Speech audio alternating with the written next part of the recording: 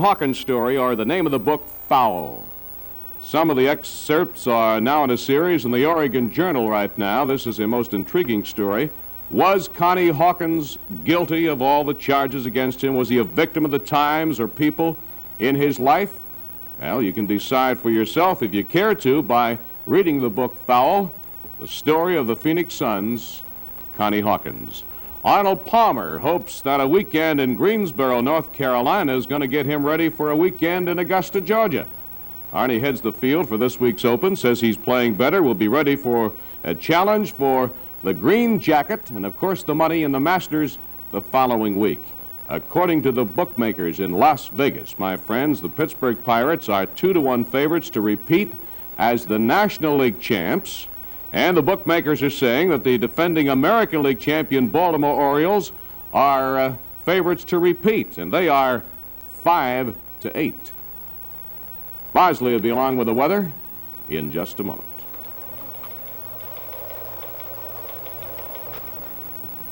Looking for the big value in small cars? Look no further. Based on a comparison of sticker prices, Ford Pinto is priced considerably less than Volkswagen Super Beetle, Datsun 510, or Toyota Corolla 1600. And low price isn't Ford Pinto's only advantage. A test drive will tell you that. You'll find better buys on all the other Ford cars, too. Nobody beats the Ford team. That's why the Ford team is #1 in the Northwest.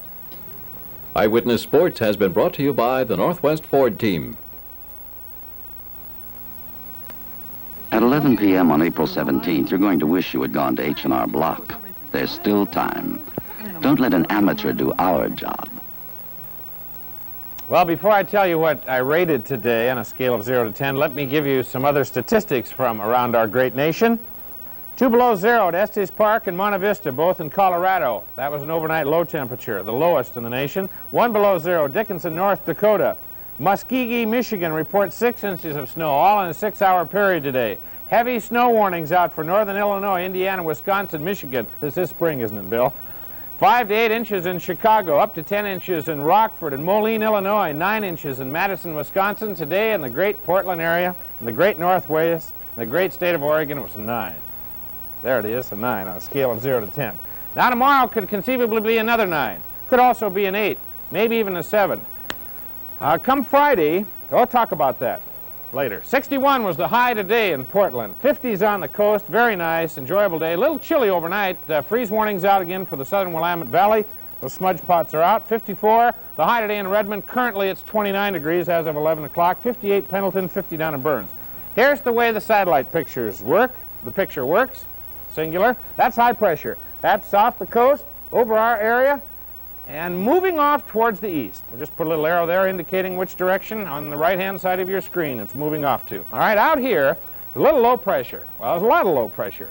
There's a lot of cloudiness associated with it. What we think is we'll get a little increasing clouds maybe tomorrow night, and then there's even a threat of rain, spring rain, a little shower come Friday sometime, mainly confined probably the northern part of the state, the northwest part of Oregon, and into the western part of Washington. But we'll know more about that come tomorrow, won't we? 7,200 feet. That was the freezing level today, as measured over Salem at 4:30. Sunny west of the Cascades for tomorrow. Chance of some rain with the increasing cloudiness on Friday, mainly confined to the north part of Oregon. Overnight lows in the 30s, highs in the 50s and 60s. Central eastern Oregon, fair tomorrow. Some higher increasing clouds later tomorrow or on Friday. Lows still chilly, 15 to 20, highs in the 50s. Central or Portland, Vancouver, sunny tomorrow. Now, a chance of some increasing cloudiness on Friday and a chance of a little moisture come Friday. Low 35, high 62, winds light. Presently, it's 45 degrees. That's weather. Here's Ted. Thank you, Jim. Among the 7 commercial wineries in the state, the 2 largest are operated by women. The top executive of the Pioneer Homestead Winery near Sandy is Loretta Ma Bender, who specializes in berry wines. Appropriately, the story was compiled by Channel 2's Jack Berry. How much have you done in the way of advertising? I haven't done anything as yet. We have sweatshirts, but I haven't spent any money on what you'd call advertising. Several years back, Ma Bender decided to combine her interest in winemaking and some berry acreage she owns near Sandy. For several years, she sold wine from her residence and then placed it in stores throughout Hoodland. Just recently, Pioneer Wine has caught on in Portland. She now sells to 80 outlets in the Portland area, and her berry beverages are in big demand from young people, particularly long hairs. One small store in a northwest Portland long hair neighborhood goes through 60 cases a week. Ma Bender poured the concrete for this fermenting room, which now holds 13,000 wooden barrels full of busy berries. She believes strongly that the future of winemaking is berry-oriented and that Oregon berry growers are missing a big bet. She is not. She admits to paying herself a salary of $20,000 a year from the sale of some 50,000 gallons of the clear, sweet, natural wine. She says she never knocked on a single door, that the outlets come to her. Starting with a capital investment of $50, she now finds herself receiving offers from big wine companies. For the moment, no chance. She and her 5 cheerful employees like things just the way they are. Young people are not conditioned to prefer dry wines, and she sees business in her future.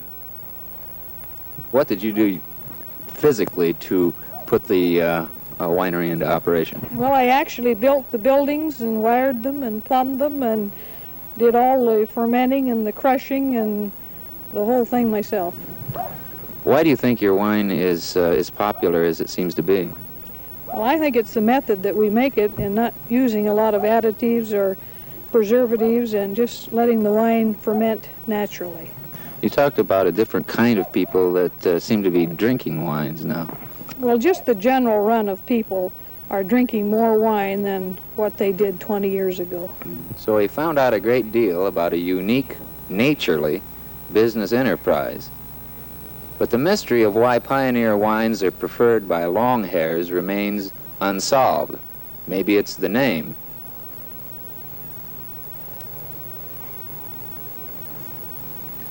Doesn't make you feel like getting a haircut. This is Jack Berry for Eyewitness News, the Pioneer Winery near Sandy, Oregon. And that's the shape of the news. I'm Ted Bryant. Good night.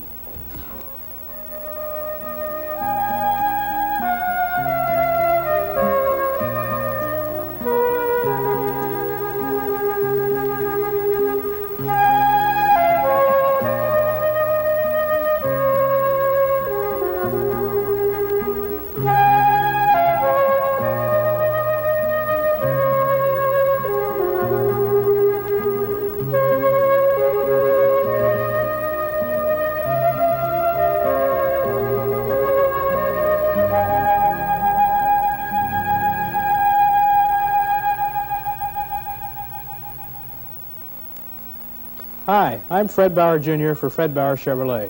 We've got a tremendous selection of used cars, and our used car manager, Hank Peck, has priced them to move in a hurry.